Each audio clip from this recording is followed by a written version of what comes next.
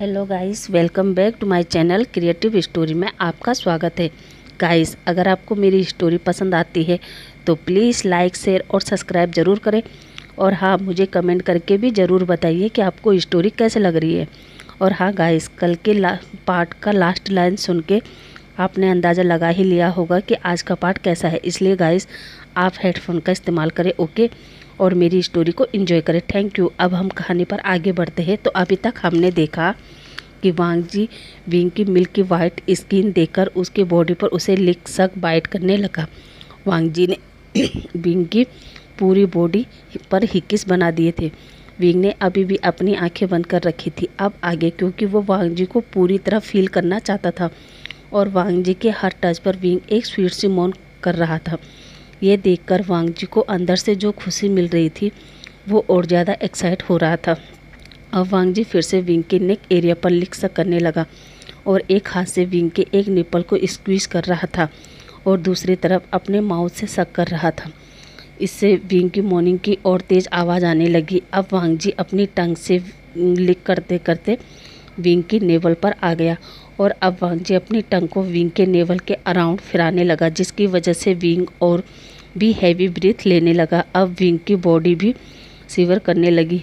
अब वांग जी धीरे धीरे विंग की पैंट को भी उतार देता है और विंग का प्राइवेट पार्ट हाथ में लेकर स्क्वीज करने लगता है, जिसकी वजह से विंग और भी हैवी ब्रीथ के साथ मौन करने लगा। इधर वांग जी का प्राइवेट पार्ट भी हार्ड हो चुका था और अब वो अपने आप को रोक नहीं पाता और विंग के बट होल पर अपना प्राइवेट पार्ट को सेट कर देता है और अंदर पुश करने लगता है। विंग को पेन तो हो रहा था, मगर इस समय वो पेन से ज़्यादा प्लेजर में था। अब वांग जी एक दो बार और पुश करता है और वांग जी का प्राइवेट पार्ट विंग के बट होल के अंदर चला जाता है। विंग पेन में बहुत तेज़ मौन करता है। अब वांग जी अपने प्राइवेट पार्ट को इन आउट करने लगता है। अब दोनों ही इंटीमेट होते हैं। अब करीब 2-3 राउंड करने के बाद वांग जी विंग से हटता है और वॉशरूम में जाकर खुद को क्लीन करता है।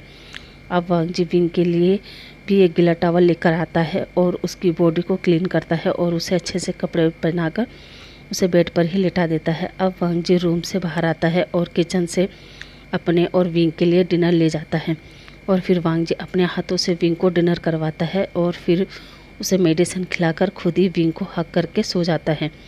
अब अगली मॉर्निंग वांग जी की आँख खुलती है तो वो सामने विंग का फेस देखता है और देखता ही रहता है। विंग को ऐसे पीसफुली सोते देख वांग जी कहता है, विंग, मैंने आज तक तुम्हें बहुत हट गया है, मगर अब नहीं। मैं तुम्हारे फेस से कभी भी स्माइल को हटने नहीं दूंगा। मैं तुम्हें इतना प्यार करूंगा कि तुम सब भूल जाओगे, सारे दुख दर्द सब।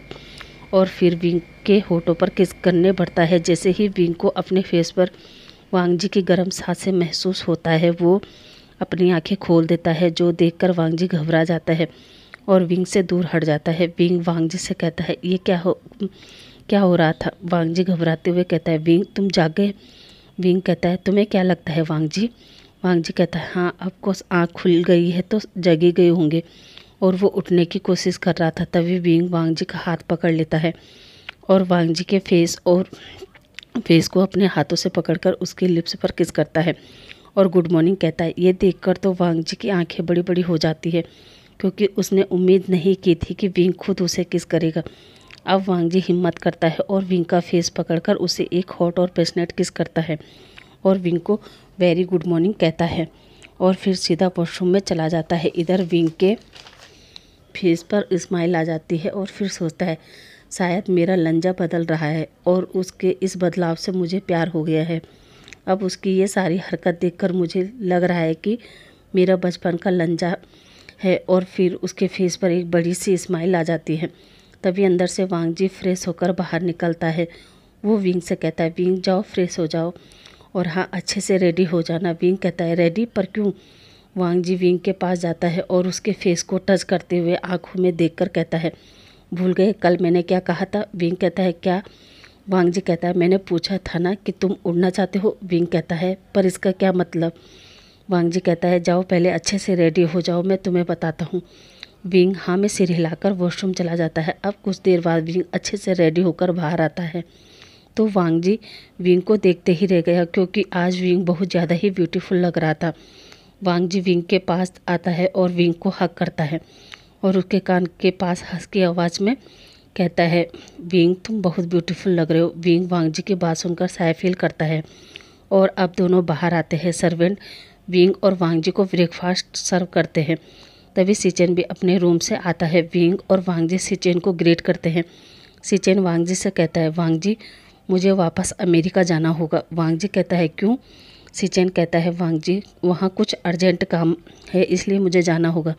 तुम्हें तो पता है इस समय अंकल भी वहाँ नहीं है, इसलिए किसी न किसी को तो वहाँ का बिजनेस संभालना होगा ना। वांग जी कहता है, ठीक है गगा, आप हुसैन को भी अपने साथ ले जाइए क्योंकि वो आपका ध्यान रखेगा। सिचेन कहता है, उसकी ज़रूरत नहीं है, मैं किसी और को अपने साथ ले जा रहा हूँ। वांग जी कहता है, क्या? पर किसे? सिचेन कहता है, जनसा को। ये सुनकर विंग और वांग जी दोनों शौक हो जाते हैं और कहते हैं, क्या जनसा को? पर इस बारे में आपने जनसा से पूछा? तभी विंग कहता है, जनसा तो छोड़ो, क्या आप लोगों ने उसके मॉम डैड से बात की? क्योंकि मुझे नहीं लगता कि वो अपने बच्चे को अमेरिका जाने की परमिशन देंगे। इस पर वांग जी कहता है, उनसे मैं बात कर लूँगा। जिसे सुनकर विंग कहता है, अच्छा, और आप उनसे क्या बात कहोगे कि आपके गगा जनसा को अमेरिका अपने साथ ले जाना चाहते हैं? ये सुनकर उसके मॉम डैड नहीं मानेंगे। मैं जानता हूँ। इस पर वांग जी कहता है, क्या तुम जनसा के मॉम डैड को जानते हो? कैसे? विंग मन में सोचता है, अब मैं क्या करूँ? मैं इन्हें बता भी नहीं सकता कि जनसा के मॉम डैड मेरे अंकल और आंटी है। विंग कहता है, क्यों? कैसे? इन दिनों जनसा मेरा बेस्ट फ्रेंड बन गया है, एकदम मेरे भाई जैसा। तो उसके बारे में उसी ने मुझे बताया। वांग जी कहता है, उसकी टेंशन तुम मत लेना, मैं उन्हें मना ही दूंगा। वांग जी कहता है, वैसे गगा आप कब जाने वाले हो? सिचेन कहता है, बस 2-4 दिनों में। वांग जी कहता है, ओके गगा। अब वांग जी विंग से कहता है, विंग हम भी चले? जिसे सुनकर सिचेन कहता है, वांग जी आज तुम विंग को कहाँ ले जा रहे हो? वांग जी कहता है, गगा आपको शाम को बताऊंगा। इतना कहकर वो दोनों निकल जाते हैं। विंग और वांग जी बाहर आते हैं। तभी हुसैन गाड़ी लेकर आता है और वो वांग जी से कहता है, बॉस आज विंग भी आपके साथ ऑफिस आ रहे हैं क्या? वांग जी कहता है, नहीं, आज मैं विंग के साथ जा रहा हूँ। इतना कहकर विंग और वांग जी अंदर बैठ जाते हैं। हुसैन ड्राइवर के साथ आगे बढ़ता है और फिर थोड़ी देर बाद विंग और वांग जी उसी अनाथ आश्रम में पहुंच जाते हैं जहां विंग उन बच्चों को देखकर हैप्पी होता है और वांग जी से कहता है, वांग जी तुमने इन बच्चों के लिए? विंग कहता है, हाँ, मगर साथ ही साथ और बच्चे भी हैं। वांग जी विंग को म्या म्या से मिलवाता है और बताता है, ये अनाथ आश्रम म्या म्या के डैड ने बनवाया था और ये यहाँ से हटने वाला था, मगर अब ये यहाँ से नहीं हटेगा और अब मैं चाहता हूँ कि तुम इस अनाथ आश्रम को संभालो और इसमें तुम्हारी हेल्प मिस म्या म्या और हुसैन करेगा। इतना कहकर वो विंग की तरफ देखता है। विंग के आंखों में आंसू थे क्योंकि जब से उसके मॉम डैड गए थे वो भी प्यार के लिए ही तरसा है, इसलिए वो इन बच्चों को प्यार करना चाहता था, इसलिए वो सिर्फ हाँ में हिलाकर मान जाता है। मिस म्या म्या भी खुश हो जाती है। वांग जी हुसैन से कहता है, हुसैन तुम भी विंग के साथ यहीं रहो। विंग कहता है, पर वांग जी हुसैन तो तुम्हारा पर्सनल सेक्रेटरी है ना? वांग जी कहता है, हाँ, पर अब मेरे साथ सेक्रेटरी मिंग है ना, इसलिए हुसैन आज से तुम्हारे साथ रहेगा। विंग मान जाता है क्योंकि वो भी सुयान के बारे में जानना चाहता था और हुसैन उसके साथ रहेगा तो वो सुयान के बारे में भी पता लगा सकता है। हुसैन भी विंग के साथ रहने को मान जाता है क्योंकि सुयान ने हुसैन से वादा लिया था कि वो विंग का ध्यान रखेगा। अब वांग जी विंग से कहता है, ठीक है विंग, अब आप लोग यहाँ संभालो और मैं ऑफिस निकलता हूँ, शाम को मिलता है। इतना कहकर वो विंग के फोरहेड पर किस करता है और वहाँ से चला जाता है। इधर म्या म्या विंग को आश्रम के बारे में बताने लगती हैं और साथ ही साथ बच्चों के बारे में भी कि इस समय उनके पास टोटल 60 बच्चे हैं और आपके हस्बैंड ने इन बच्चों के लिए यहाँ सारा अरेंजमेंट करवा दिया है। जिसे सुनकर विंग म्या म्या को बताता है कि वो मेरे हस्बैंड नहीं बल्कि मेरे बॉयफ्रेंड है। ये सुनकर म्या म्या के दिमाग में आता है और मन में सोचती है कि इसका मतलब मैं अभी भी मिस्टर लैन को अपना बना सकती हूँ। तभी विंग म्या म्या से कहता है, मिस म्या म्या कहाँ खो गई आप? म्या म्या कहती है, कुछ नहीं, आइए हम ऑफिस में चलते हैं। और विंग म्या म्या और हुसैन तीनों ऑफिस में चले जाते हैं जहाँ म्या म्या विंग को बताती है, यहाँ अभी तक मेरे साथ 2 लोग और काम करते हैं, एक जो बच्चों के लिए खाना बनाता है और एक बाहर गेट पर खड़ा रहता है। विंग कहता है, ओके। और फिर म्या म्या विंग से कहती है, तुम बैठो, मैं देख कर आती हूँ कि बच्चे क्या कर रहे हैं। विंग कहता है, ओके, और म्या म्या वहाँ से चली जाती है। म्या म्या के जाने के बाद हुसैन विंग से कहता है, विंग मैं कब से तुमसे पूछना चाहता था। विंग कहता है, हाँ क्या? पूछो। हुसैन कहता है विंग हमारे बॉस को क्या हो गया, आज उनका व्यवहार कुछ अलग ही था। विंग कहता है क्यों, तुम्हें पता नहीं। हुसैन कहता है नहीं, दरअसल कुछ टाइम के लिए मैं अपने गगा से मिलने चला गया था। कल शाम को ही यहाँ पहुँचा हूँ और सुबह आया था, पर तब तक देखा तुम दोनों ही बाहर आ गए। विंग कहता है हाँ हुसैन, पिछले 1 हफ्ते से वांग जी बदल गया है और पता वो सुयान को भी ढूंढ रहा है। हुसैन कहता है क्या, अब वो सुयान पे गुस्सा नहीं है। विंग कहता है नहीं। हुसैन कहता है विंग ये चमत्कार कैसे हो गया। विंग कहता है पता नहीं हुसैन, शायद वांग जी को अपनी गलती का एहसास हो गया है इसलिए। हुसैन कहता है विंग अगर सुयान को ये पता चलेगा तो वो कितना खुश हो जाएगा। विंग कहता है हाँ हुसैन, पर पता नहीं वो इस समय कहाँ होगा, किस हाल में होगा, और वो सैड हो जाता है। हुसैन विंग से कहता है विंग सैड मत हो, देखना सुयान जहाँ भी होगा खुश होगा। जिस पर विंग हुसैन से कहता है हुसैन सच बताना, क्या सुयान ने तुम्हें एक बार भी कॉल नहीं किया। अब हुसैन भी सैड होकर कहता है नहीं विंग, अब हम शाम को देखते हैं। विंग और हुसैन मेंशन पर पहुंच जाते हैं। सर्वेंट विंग से पूछता है मास्टर आज का दिन कैसा था। विंग के फेस पर एक बड़ी सी स्माइल थी। वो कहता है अच्छा था। विंग सर्वेंट से कहता है सर ऑफिस से आ गए। सर्वेंट कहता है नहीं मास्टर, सर अभी नहीं आए। विंग कहता है ओके, मैं कमरे में जा रहा हूँ, डिनर तैयार हो जाए तो बुला लेना। सर्वेंट जी कहकर चले जाते हैं। इधर हुसैन भी विंग से कहता है ठीक है विंग, मैं भी चलता हूँ, सुबह मिलते हैं। विंग कहता है तुम कहाँ जा रहे हो। हुसैन कहता है विंग मैंने यहीं पास में एक अपार्टमेंट ले लिया है, मैं वहीं रहूँगा।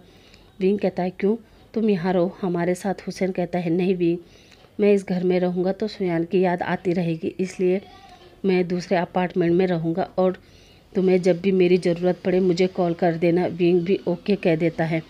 अब हुसैन लेन मेंशन से निकल जाता है। अब विंग अपने कमरे में जाता है और जाते ही बेड पर लेट जाता है और कुछ सोचने लगता है।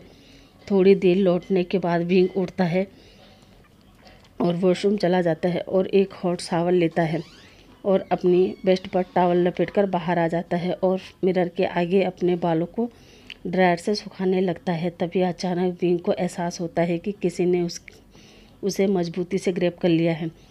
विंग बॉडी एकदम शिवर हो जाती है। तभी वांग जी विंग के नेक पर अपने सिर को रखकर उसके कान के पास में कहता है मुझे नहीं पता था कि घर आकर मुझे इतना बेस्ट इनाम मिलेगा। अब विंग वांग जी की तरफ टर्न होता है और वो वांग जी को देखकर कहता है वांग जी तुम, और वहीं साइड में पड़ी शर्ट को उठाता है और पहनने लगता है। विंग कहता है क्या, कौन सा इनाम।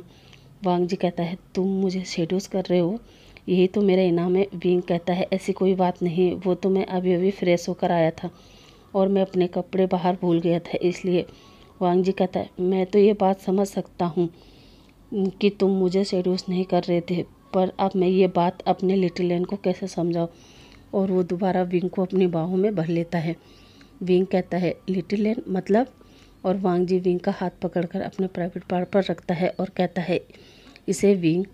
विंग का हाथ जैसे ही वांग जी के प्राइवेट पार्ट को टच करता है वो तुरंत अपना हाथ हटाता है। वांग जी अपनी हंसकी आवाज़ में कहता है विंग अब इसे कैसे शांत करूं जो तुम्हारी बॉडी देखकर शेड्यूस हो गया। विंग वांग जी की बात सुनकर मुंह फेर लेता है और जाने लगता है। विंग अपना लोअर उठाता है और पहनने लगता है। विंग वांग जी से कहता है वो लिटिल लैन तुम्हारा है तो तुम देख लो उसे कैसे शांत करना है। वांग जी विंग के बातों को सुनकर फिर से उसके पीछे से उसको ग्रैब कर लेता है और विंग के हाथों से उसका लोवर लेके फेंक देता है। और फिर वांग जी धीरे से अपने हाथों को विंग के बेली पर ले जाता है और जहाँ विंग ने टॉवल को टाई किया था वहाँ से निकाल देता है और विंग से कहता है तुमने ही कहा है कि मैं देख लूँ कि मैं कैसे अपने लिटिल लायन को शांत करता हूँ। और विंग के नेक एरिया पर उसे अपनी टंग से लिक करने लगता है, उसके नेक पर सक और बाइट करने लगता है। विंग अपनी आंखें बंद कर देता है और वांग जी से कहता है वांग जी ये तुम क्या कर रहे हो। वांग जी कहता है कुछ नहीं विंग, मैं तुमसे प्यार कर रहा हूँ। विंग कहता है वांग जी प्लीज़ छोड़ो। वांग जी कहता है विंग तुम्हें कैसे छोड़ दूँ जबकि अब तो हमारे भी सब सही हुआ है। और एक हाथ से विंग के प्राइवेट पार्ट को टच करता है। वांग जी के टच से विंग की बॉडी में भी सेंसेशन होने लगती है। इधर वांग जी एक हाथ से विंग के प्राइवेट पार्ट को स्क्वीज करने लगता है और एक हाथ से विंग के चेस्ट को, उसके निप्पल को स्क्वीज करने लगता है और अपनी टंग से विंग की नेक एरिया पर लिक सक बाइट करने लगता है। धीरे धीरे विंग की बॉडी भी अरेस्ट होने लगी और विंग हल्की हल्की मौन करने लगा। जब अब वांग जी विंग को अपनी तरफ टर्न करता है और विंग के लिप्स को कैप्चर कर लेता है और विंग को एक हॉट पैशनेट किस करने लगता है और